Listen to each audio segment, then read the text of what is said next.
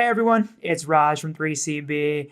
So, welcome to this recording, and I'm really excited because we're going to be talking about Arsenal transfer targets, specifically some strikers, specifically 9 strikers. So, get ready for a lot of information here.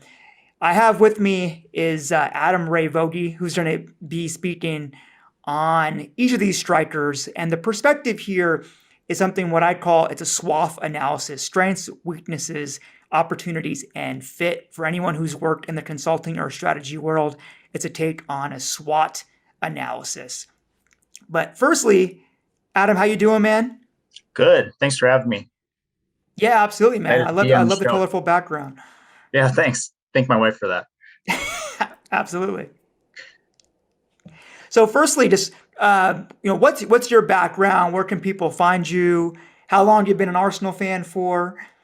Yeah, gosh. So I've got kind of a, I don't know if it's going to lose me street cred. I'm like a reformed NFL fan from the States.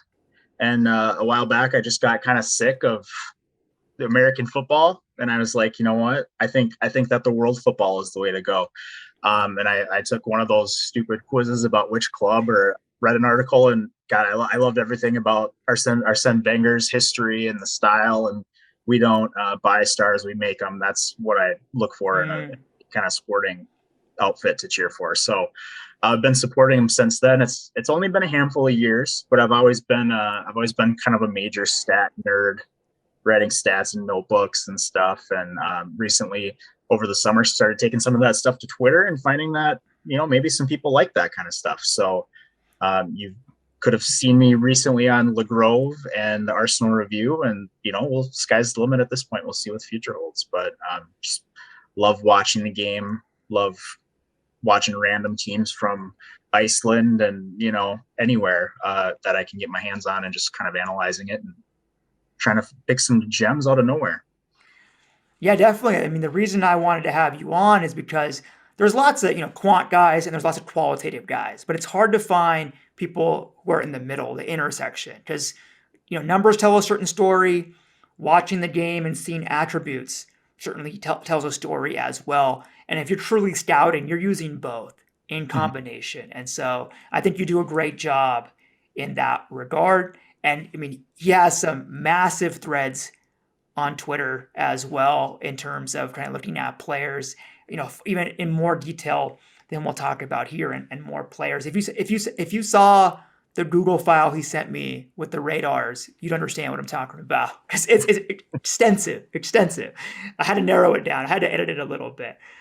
Yeah, we're chopping the list down here a little bit. This is not everybody that I've looked at, and to be honest, even on the threads, you might find 20 or 30 names on there, and I'm cutting them in half.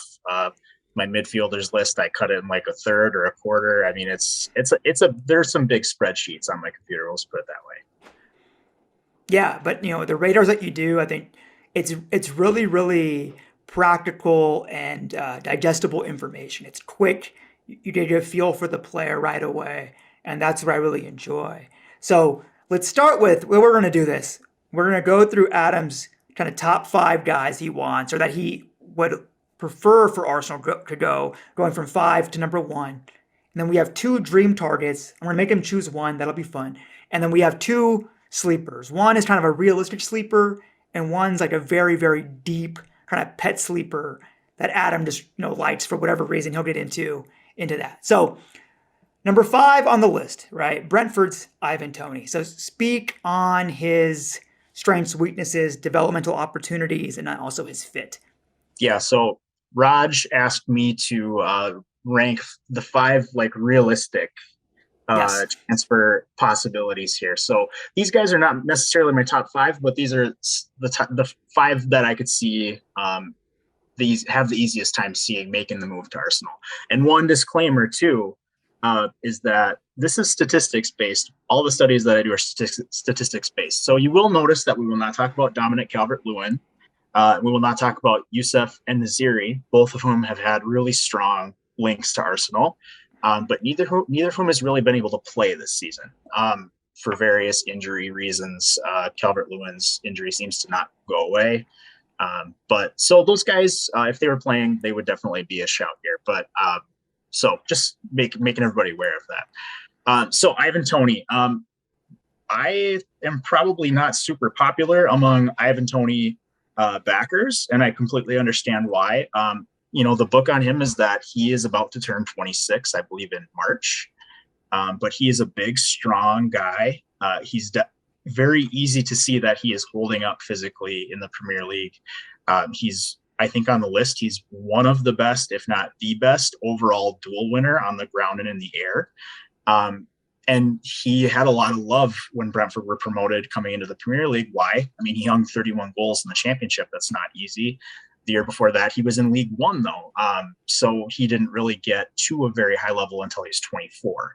Now, I wouldn't say that anyone who watches Brentford would say that he's not crucially important to the team. But when you are putting on a radar chart like I do, the attacking stats have been very minimal. He doesn't touch the ball in the box a lot, but he's still only got, I believe, just the 2 non-penalty goals now in 17 games in the Premier League, which is, a number that somebody like Lacazette or Aubameyang would be probably pretty heavily slated for. He does have pretty good creation numbers, but a lot of it, 2/3 of his XA, expected assists, if you don't know what that means, have come from 3 games. That happened to be back in September. So it's one of those things where, would he be better in a better side? I would have a hard time not seeing that happen. But, as a stats guy, I live by proof, and that, just the formula does not spit him out as high as the other guys when you factor in his age. It just holds him down. So he's not my favorite. Yeah, I think part of it with him, like you just mentioned, the fact that he's a bit older at 26, right? So is he closer? Yeah, of course, I think he would improve within a different system, but it's always about how much would he improve compared to the other potential targets. And I think that's part of why he's lower down my ranking as well.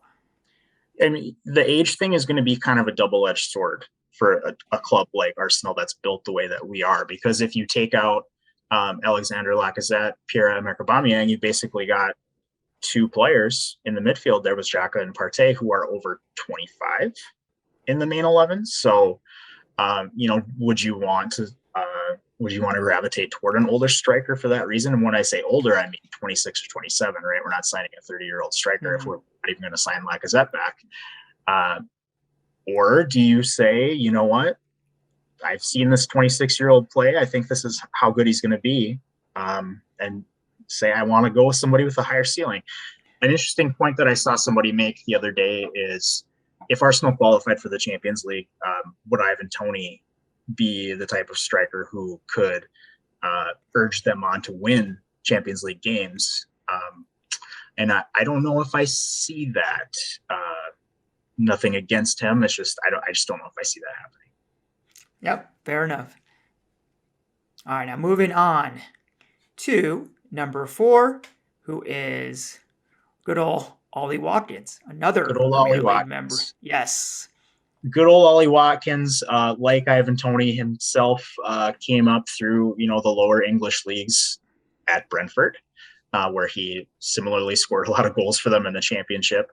Earned his big move up to Aston Villa, and I think he's handled himself pretty well since then. He had 13 non-penalty goals last season, started just about every game. I once tweeted that Ollie Watkins, just from a pure narrative standpoint, would probably be my favorite striker to come to Arsenal and just go bang, because he's an Arsenal fan. We'd be taking him from Aston Villa, who they just got way out over their skis this summer with the Emiliano Buendia stuff, ESR, and of course Emi Martinez is there. So it's just, it's been really fun to watch them gobble up Coutinho this month, personally. But so from a pure narrative standpoint, it would be so fun to watch Ollie Watkins come to Arsenal and turn into a legitimate top 4 striker for us. But how realistic is that? It's a great question. Ollie Watkins scores pretty highly on my rankings because the all-around game is pretty solid. He creates a decent amount of chances for his teammates. His expected assists are not really high this season. But you can count on him to generate over 4 successful pressures per 90 minutes, which is kind of like, middle of the road to good for a striker. I think this season, especially, he's been too easy to take off the ball. And I mean, at the end of the day, would you want a striker whose own team brought in Danny Ings this past summer? I don't know that speaks especially highly of him, although they have been playing a 2-striker system most of the time. But you just, a lot like Tony, you kind of think what you see is what you get with him. Yeah, I think the appeal here with Watkins is that balance profile you spoke of. I think that's kind of what the team has been looking for, with Lacazette and Aubameyang kind of being on opposite ends of that spectrum with how they play. And they're certainly looking for someone who kind of threads the needle in between both. But again, we talked about it kind of before we started off air, is about, if the goal is Champions League football and contending at a high level of Champions League, is Ollie Watkins the guy to lead the line, especially with a younger team that's looking to develop over 3, 4, 5 years into that top contender, right? If you're going to spend money, there's always opportunity cost, especially with Watkins being, like you said, on Aston Villa. I mean, they're going to put a tax on him. So is he really a realistic option considering what you might get him for with that fact and the Premier League tax? I personally, I think there's probably other options who we're going to talk about in a second that are going to be kind of more realistic and just better in terms of overall value as Yeah. well. Mm-hmm. And one thing, before we move on, it applies to both Tony and Watkins, so I think this is a good time to bring it up. Is I read something recently. With their age, we might be back in this position in 2 or 3 years, even if they came in and succeeded. Yep. Lacazette was 29 last season. And I think that there were already people thinking that we needed to move on from him at that time. So, do you want a late 20s striker? If you do, I think he's got to be already one of the best in the league. And Watkins, I think, and Tony, very good for the clubs that they're with now. But one thing that I've been holding in my brain is Arsenal at some point are going to have to measure the players on their team by the standard of would Liverpool, would Chelsea, would Manchester City start these players? And Ollie Watkins and in my opinion, Ivan Toney would have no chance in any of those clubs. No, I definitely agree. And I think something to consider in addition to that with older strikers is you have to look at what their training habits are like off the pitch. Because the only way to stay consistent into your early and mid-late 30s is to have extremely disciplined and committed training habits. Now, we're not privy to that. Those are conversations that Arteta, coaching staff, those links are trying to have behind the scenes, right? Those are key things you have to look into when you're getting these players who are coming up in that late 20s period, where for a player who doesn't take care of themselves, you're going to see some of that dip in production. Mm-hmm. All right, now moving on to non-Premier League guys. Number 3 on your list is Alexander Isak from Real Sociedad. So give me the lowdown here. Yes, Swedish, playing in Spain naturally. He's a really interesting name, and I think another one that his admirers don't love me on Twitter of late. Here's kind of my take on Alexander Isak. Is I think that last season, when I did my ranking at the end of that season, beginning of this season, he was my number 2. The only person above him was somebody we'll talk about later. But he scored 17 goals in the Liga, and he had a really great season. Anybody who has access to YouTube can see what he's capable of. So why has he fallen off so much for me? Well, despite his age, and despite the fact that I absolutely can see why people like him, and I absolutely can see the potential, this is supposed to be his make or break season, where he's earning himself a move away from La Liga. Although he's at a good club who's in European football right now and most likely going to qualify again. He has just kind of fallen off. His performance has not been good. He's got 4 goals total this season. I think it's in 17 games, but I will double check that while I speak. Of those goals, I think that 3 of them were not from penalties. I think he does have 1 penalty goal. And it's not like he's sharing the wealth. He's just got the one assist all season. So that's disturbing on its own. It's not as if he's getting a lot of chances that are incredibly high quality. He's not missing a ton of sitters or anything like that. That's that he is a little bit liable to miss some good chances at times, even going back to last season. He's beyond the 90th percentile in terms of taking his shots on target, or in number of shots on target he takes are in the 90th percentile. And yet the XG he's generating is low. So he's not having a ton of great chances, but I just feel like if you get this many shots on target, you should have goals, right? Especially if you're a striker. The other things, I think that people love Alexander Isak for his just really magnificent, like wow moment of generating dribbling ability. He can take the ball, he can run around 3 defenders and get a shot off. Well, while he does complete some of the most amazing and just the highest number of dribbles of people that you'll see on a list like mine, he's also completing less than 50% of them successfully, which is not a super high rate even for a striker. So paired with the fact that he's not really pressing this season and honestly hasn't really pressed that much at all since he's been in Spain, just the formula just drops down and down and down until he's where he is on my list. Yeah, I mean, from everything that I've seen, from what you've spoke on, the radar, and what I've seen him in play, he just screams high risk, high reward with some of his inconsistencies, some of his erratic play. Yes, some incredible highlights, right? But his consistency to me is the main issue. And again, is that the type of player that you want leading the line for an Arsenal team? Or do you want someone who can really raise that floor on a consistent basis, especially if some of the players like Saka, ESR, Odegaard do have a down patch, right? I think with Isaac, he might be someone where the fluctuations when he goes up are great, but he's going to have those huge valleys as well to an extent.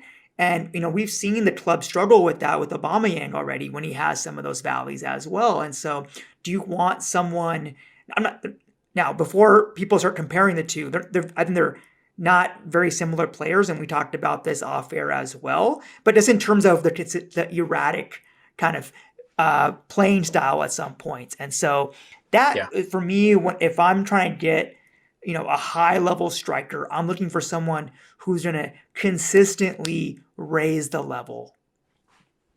Yeah, and another thing we said off air is that this is a really young side. If you take out the current strikers, you've got 2 players who are anywhere near 30 in the regular 11 in the midfield there. And is it a safe move to bring in a 22-year-old who in the highest pressure season he's ever faced isn't the one elevating the attack? It's a big risk to take when we've seen the period that the club is going through right now with everyone else scoring the goals has been great. But if this is a purple patch, if it's not going to last, just having maybe a little bit more reliability would be nice. I don't mean any of this to say that I don't think that there's a bright future out there for Isak, because I think he's phenomenal and I think he will be very good. Just would I bring him into Arsenal right now with my entire budget that I can spend on strikers? I don't think I would. Yeah, and that's the key, right? Again, I know I said it earlier, it's opportunity cost. Who could you also potentially get at that same or a similar value, right? And as a striker who could sit behind Aubameyang for 1 year, I think that would be great. But we will need this 50, 60, 70 million pound player to play every game next season, most likely. Exactly. And I think, kind of that flows really well into our number 2 guy who's, has been linked to the Gunners with some very credible sources. Like today, Ornstein came out with a great article on The Athletic about him, Dusan Vlahovic. Yes. Yeah, he's basically the most concrete Arsenal link right now at striker, with the club allegedly being the favorites in the clubhouse to land his signature in January if anybody does.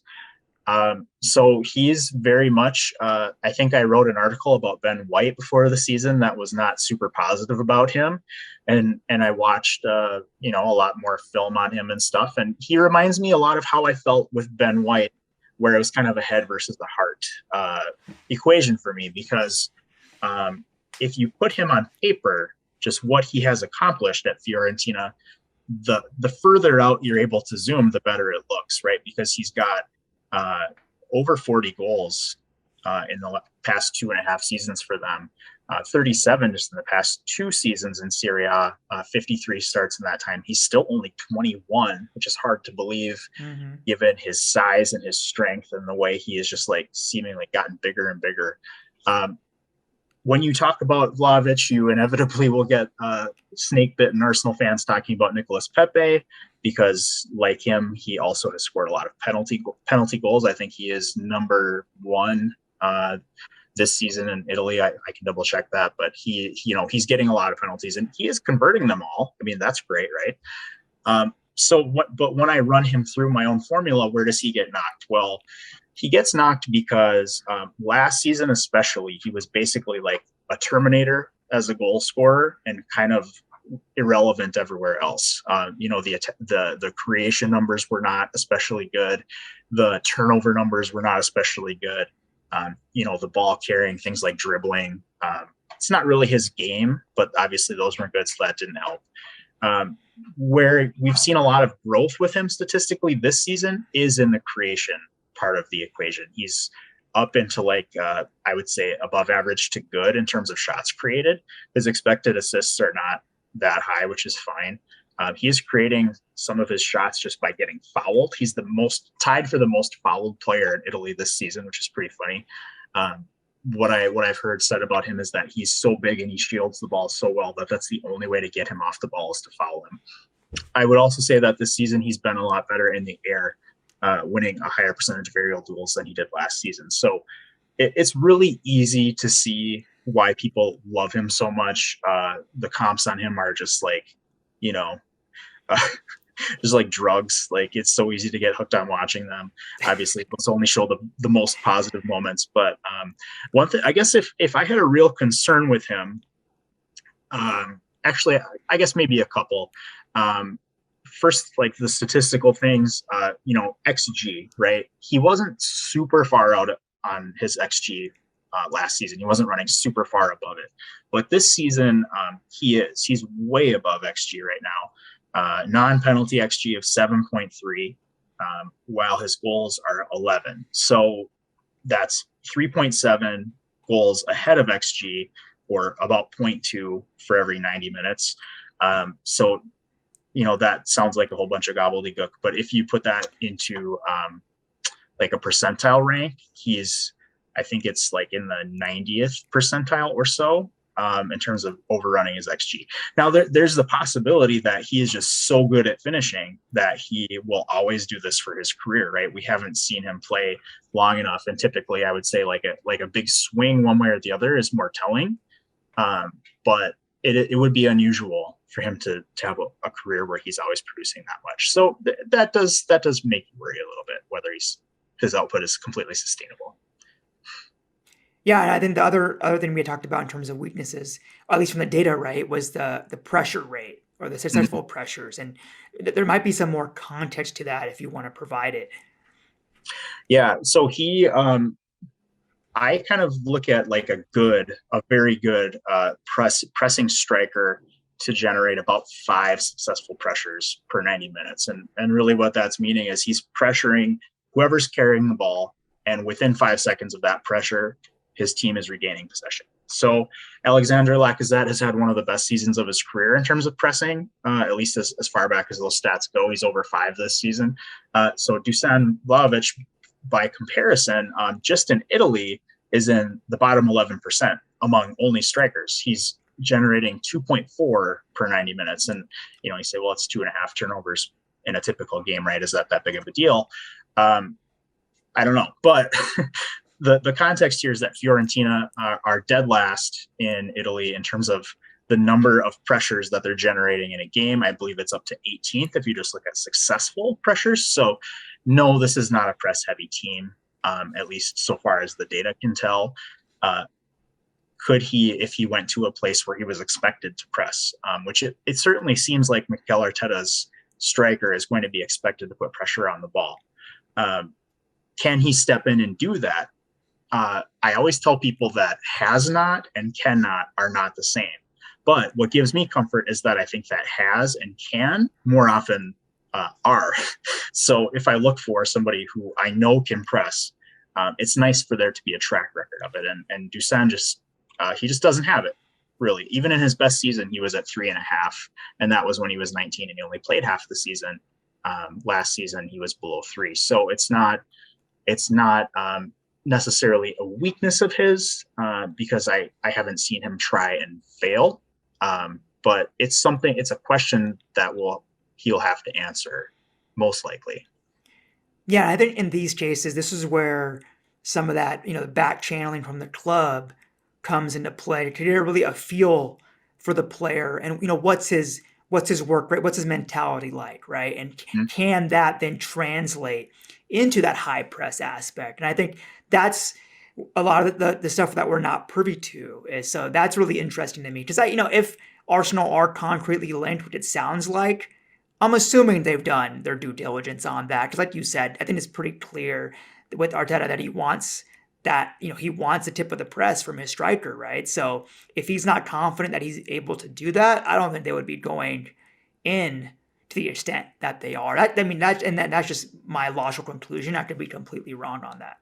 And at the end of the day, it could, for all we know, Mikel could be looking at a situation more where he does want a striker who can save his energy for the attack, right? If that's what Dusan is being asked to do in Italy, maybe he's taking a pragmatic approach and saying, or a more practical approach and saying, you know what? I know what I have with Lacazette. I know I have with Aubameyang. I am going to ask them to press. The other thing that worries me about Vlahovic, and again, this might be just that he's not being asked to, is, I love the idea of a striker who's going to link up with Gabriel Martinelli and Bukayo Saka. And I've seen that he can he can hold up play, and he can make these nice flicks out onto the kind of the periphery of the attack. And he loves to hoof it out to the left side of the left flank. Which I think would be great for Martinelli. But when he's in or near the penalty area, is he going to ever pass to his open teammate? I don't know. He certainly is a prolific shooter and accomplished one. But I just like the idea of the assists coming from the striker too. Sometimes, like you will see with Lacazette. Yeah, it's fair. I think the counter argument is, if for the way that he finishes, can you blame him for having that? Right, for having that target set. If you shoot and score, nobody will ever question your decision to shoot. Exactly. Doesn't matter who's open. Doesn't matter if it would have been a tap in. That's pure RBA, results based analysis, 100%. And so I think the appeal here is quite obvious, right? He certainly has key strengths, age wise, 21. Certainly fits the profile in terms of that aspect. And I think some of the concerns are certainly valid as well. Yeah, and I think one angle on him that I think it would be irresponsible not to at least talk about a little bit. The transfer fee is not necessarily out of line compared to some of the other names that are being thrown around for Arsenal, especially the leverage that we have with Torreira, who's been important to Fiorentina this season. So I think that's all fine and good. I think, at least just as a third party observer, I do get a little bit worried about the way that some of this seems to be being played by an agent, that we might be looking at a situation where this is a 21, 22-year-old player who's going to be demanding a higher salary, higher weekly wages than we would ever give another 21 or 22-year-old, which is, understandable, because in terms of kind of the sex appeal, right, it's Haaland and then it's Vlahovic, basically. But I do think that that's probably going to happen, especially if you've got an agent who might be trying to wait for the loser of the Holland Derby if Arsenal can't get him in January. Yeah, from that standpoint for Arsenal, this is something where you might have to go in a little higher than you would have to get him right. One, to get him in January. Secondly, to keep him off the market in that summer, right? Where you might have the loser of that sweepstakes who's going to come in and throw money at him, right? So this is something where the agent knows they have leverage, and that's why you're doing a lot of these public leaks, right? DiMarzio has probably had incredible traffic from their site on this entire saga. We've heard so much from them on this, so people eat it up, and so there's so much leverage play going on. If he's not, I mean, I would go awfully close to 100% that if he's not in the building in London January 31st, that he will never play for Arsenal. There's no way we could get him this summer. Exactly. It's almost like, to me, well, we'll talk about it in a second with a different player coming up. But anyways, firstly, is your number one guy? Give it to me on Jonathan David. Yeah, so Jonathan David, I joked off air here that if he makes a big move upward and is terrible or fails, that I'm just going to lose so much credibility. But the reason why he comes out as number one is that he is doing the things that I'm talking about when I say affecting the game, even when he's not scoring. So he is a solid shot creator. He has a solid number of key passes, a pretty good number of expected assists. And why is Jonathan David rising in stature this year? Well, it's because he's scoring all the time. He scored in half of the Champions League games he's played. He scored in better than nearly 2/3 of league games that he's played in. So he's kind of putting it all together. I think in the past 2 seasons for Lille, he's now up to 25 total goals, only 2 of them from penalties. And in Belgium, he was also a very prolific goal scorer. He had 30 in a couple seasons for Ghent there. So he's got, for me, a very well-rounded profile. He's a hard worker off the ball, more successful pressures per 90 minutes than Alexander Lacazette, who you can see just working his tail off frequently during games. He wins his ground duels. I think the biggest things with him, if we're looking at the weaknesses, I think that he inspires a lot of questions physically from a lot of people, his detractors. Is he big enough? Is he strong enough? Is he fast enough? And I said recently, if you lined all these guys up on a line, all the guys on my list, and had them race, I don't think he would win. Like, no way. I think probably Isak would win. But so he's not the fastest guy, and for that, he's going to lose some points with people. He's not the tallest. He is 5'11", which is the same height as Ivan Toney. Just if you think Toney is big enough, just put that out there. But so he's not the tallest guy. He's not 6'3" like Vlahovic is. To me, he does look strong. He looks thick, and I think that he could stand up to some of getting pushed around. But I think it's a valid question, right? The other thing that you're going to see with him is that people are going to question whether he can be a lone striker up top by himself. And if I felt 100% sure that Arteta was going to go with a 4-2-3-1 and he wanted a target man up there, I would say no, don't sign Jonathan David, because that's not what he's going to do. I do think that if even in a 4-3-3 there will be some adjustment to what he might have to do. He's used to playing with a strike partner, although at times this season it's been Renato Sanchez, which has been kind of weird.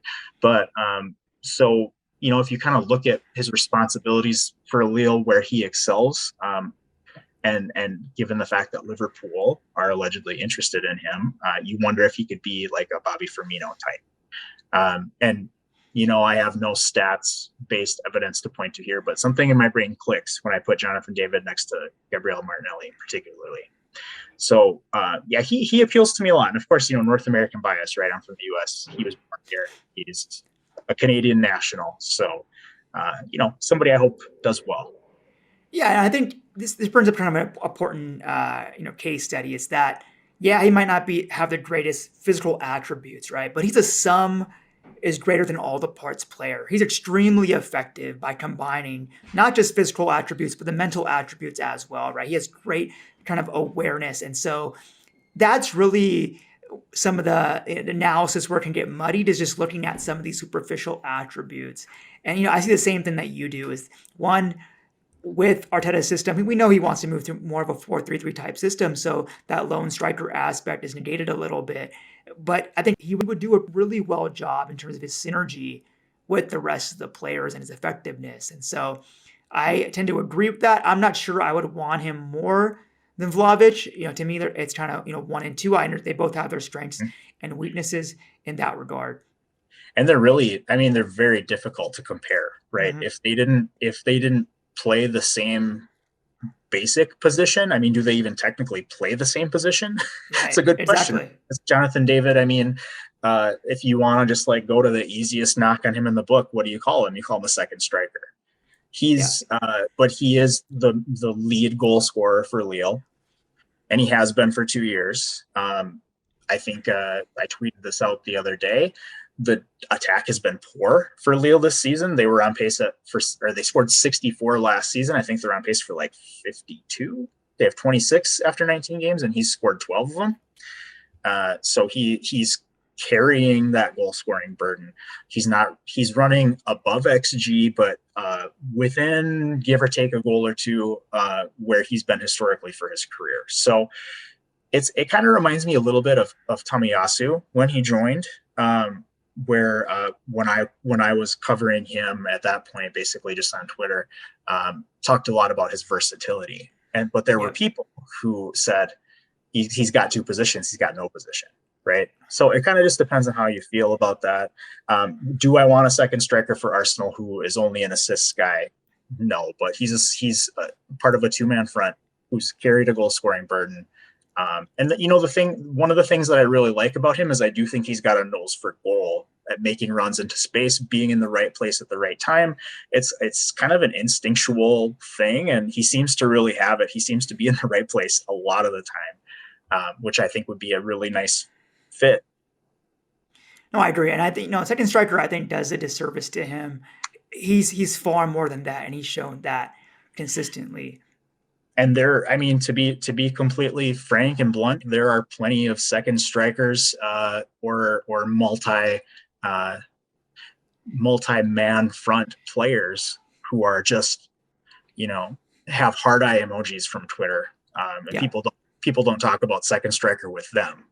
So I think it's a little bit of a confirmation bias. But if you won't bring in a Jonathan David because he's a second striker, well, you can say goodbye to like a Kareem Adeyemi, who's played on quite a bit on the wing. You can say goodbye to Amin Gouiri, plays in a two-man front. Lautaro Martinez plays in a two-man front. So I mean, even Romelu Lukaku plays in a two-man front, or he did at Inter, and Yep. you see it sometimes now at Chelsea. But so anyway, it's not immediately disqualifying for me. All right, now that we've covered kind of the top 5 realistic options, give me your top 2 unrealistic or dream options here.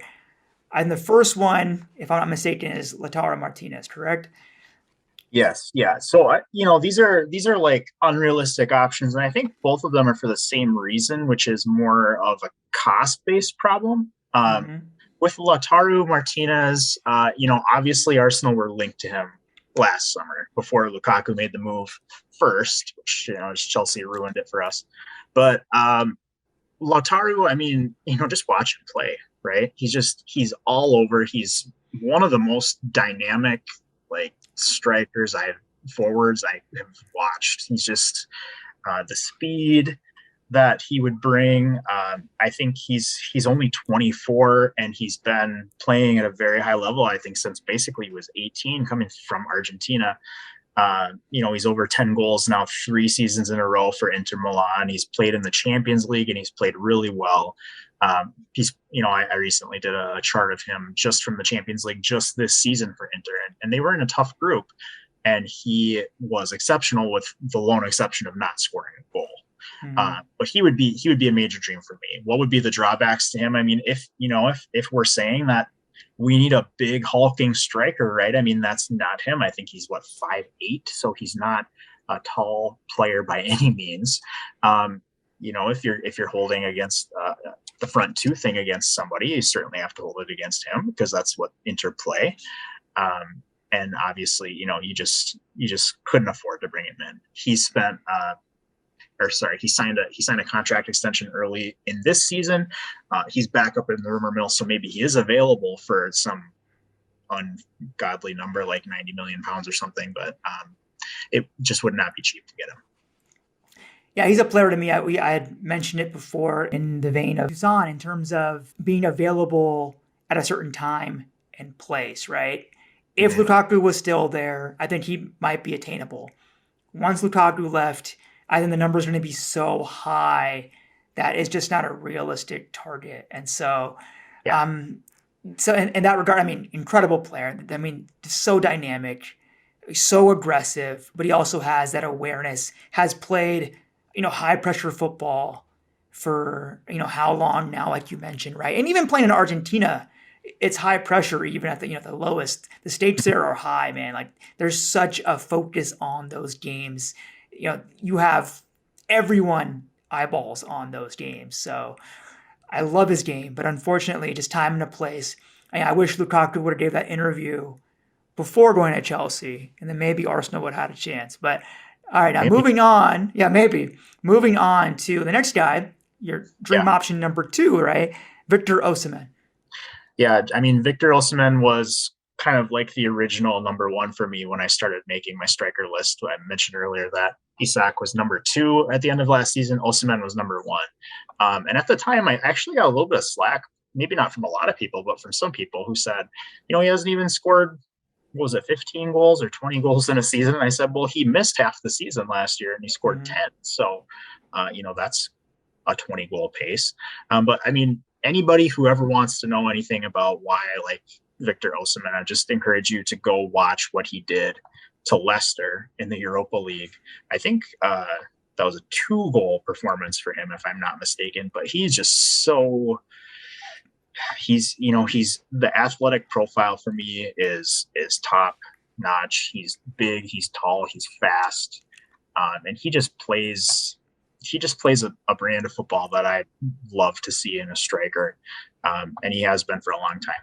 Now he's also used to being a lone nine because that's what he's basically always been. Mm-hmm.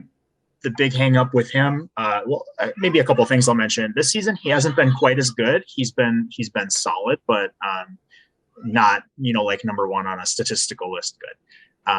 And the other thing that you'd mentioned with him is that Napoli just bought him. I think it was 18 months ago, and it was for over 60 million pounds. So Napoli being Napoli already, it would not be easy to get him. But then they also paid a lot of money for him. So with that club in a very competitive race for the Italian Serie A title, being in the Champions League is a likelihood. So he's not an obvious transfer candidate.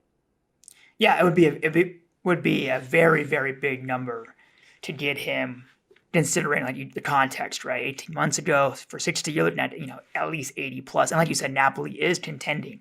It's not like they're trying to having a fire sale, kind of like Inter was. So They're not going to be relegated or anything. I mean, the worst case scenario is probably that they make the Europa League again, but I think they're only a couple points off the top, if I'm not mistaken. Although he has missed the last month or two with his facial fracture, but he'll be back soon. So yeah, and the facial fracture injury. Speaking to that, I mean, yeah, it was a bad injury, but he's eligible for AFCON. He's come back quite quickly from it, which kind of speaks to his mentality as well. Pretty sweet looking carbon fiber mask that he's wearing too, so you have to take that into account. And so yeah, but I think he's man when he played Leicester, they had no answer for him. He was, I mean, like they were just completely outmatched, like wide eyes from the defenders. They didn't know what to do with them, and so even just a 2-goal result, like you said, go and watch that game. I mean, this dude, he was incredible. So I mean, again, dream target. But now, picking between the two, if you mhm. had a say in this, considering all things, who would you pick, Martinez or Osimhen? I think I would take Victor Osimhen. It's not a slight against Lautaro at all, but a relatively diminutive striker or this like big monster guy who's proven against the defenders from Leicester that he can hang. I think that he could hang in the Premier League really well.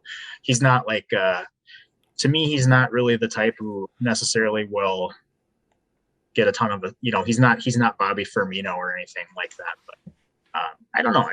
I have a good feeling about Osimhen, to say the least, and he just dazzles me when he plays. Maybe he could be more consistent, but he's only 23. And going back to his days at Lille, I think he's already got 3 seasons in a row with 10 plus goals. And I think only one of those seasons was even a complete season. So, yeah, I just think really big things coming for him. And I would love to get on board with that if I could. No, I mean, you can't go wrong with either option, right? So Yeah, now it's to the two great choices. yeah, yeah, hence the dream. Now going to the other end of the spectrum in terms of maybe some sleeper options. So we got two here. Mm-hmm. One is kind of your more, realistic sleeper, and the Mm-hmm. other is like that deep pet sleeper. So first is Patrick Schick from Leverkusen. Yeah, Patrick Schick, he fits kind of a lot of the physical profile type stuff that a lot of people want, right? He's big, he's 6'3".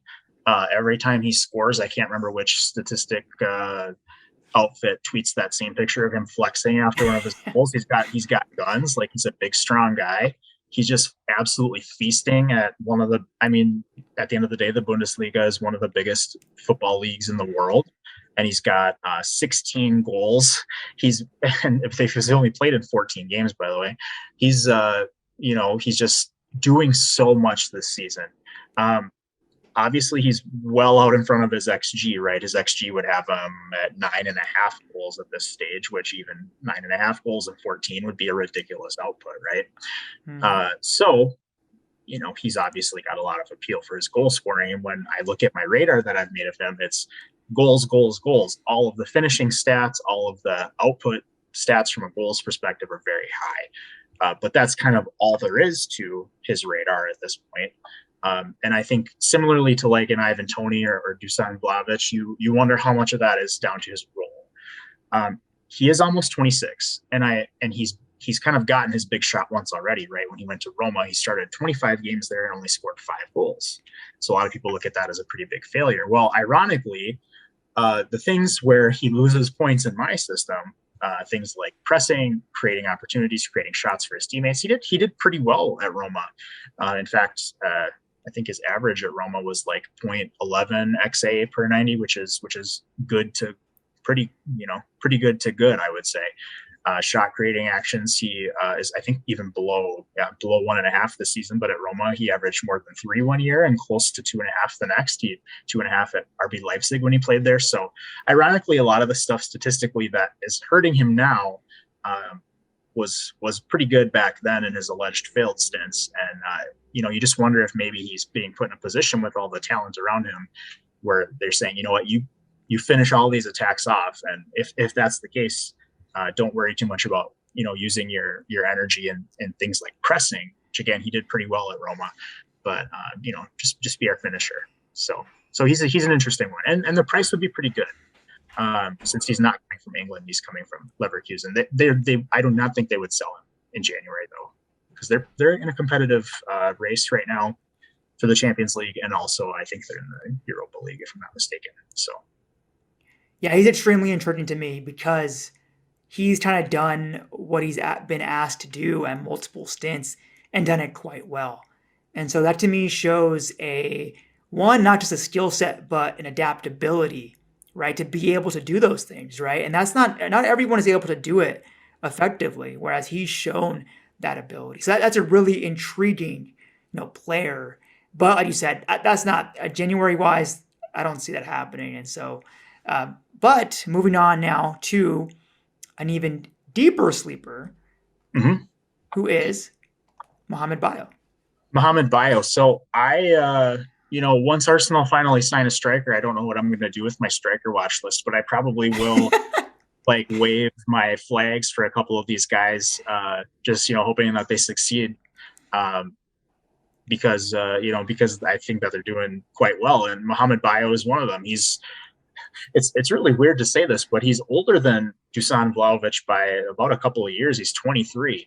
But really, I mean, the reason why most people don't know about him is that last season when he was in the French second tier, Ligue 2, for Clermont, he scored 22 goals, and he helped them attain second place, and they got promoted, and now he's in Ligue 1, and he is doing quite well.